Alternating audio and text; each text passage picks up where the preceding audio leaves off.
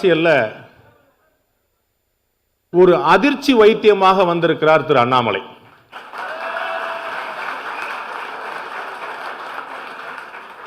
என்ன செய்யறதுன்னு தெரியாம கட்சிக்கு வெளியே பல பேர் முழிக்கிறாங்க, கட்சிக்கு உள்ள பல பேர் முழிக்கிறாங்க.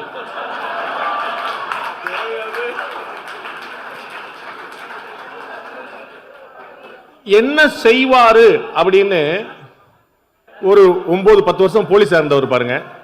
அதனால என்ன செய்வாரு அப்படின்னு நிறைய பேர் முழிச்சுக்கிட்டே இருக்கிறாங்க. ஏன்னா அவர் பல இடங்கள்ல சொல்லியிருக்காரு, உன்னை மாதிரி பல பேரை தலையில கட்டி தொங்க விட்ட வேணான் அப்படின்னு.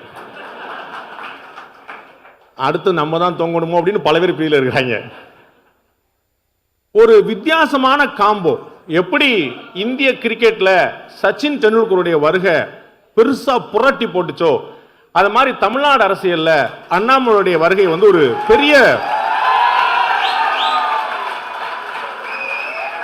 ஒரு அதிர்வலைகளை கிளப்பியது. அவருக்கு நிறைய விஷயங்கள் சாதகமாக இருக்கிறது. அது ரொம்ப முக்கியமான விஷயம். ஒரு வேக்குவம் கிரியேட் ஆன இடம்.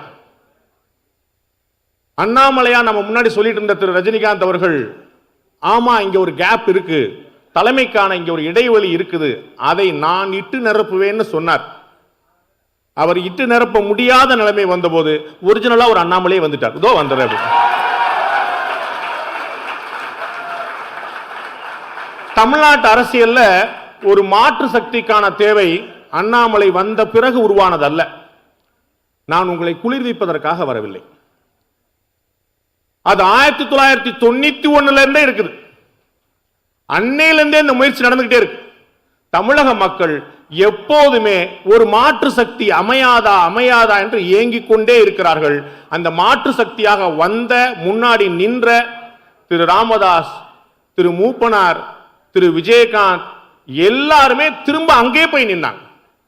அப்ப இவர்களுக்கு வேற வாய்ப்பே இல்லாம போய் நிற்கும் போது வேற ஒருத்தர் வரமாட்டாரா ஒரு சின்ன வெளிச்ச கீற்று நிற்கிறது இவருடைய உருவத்தில்.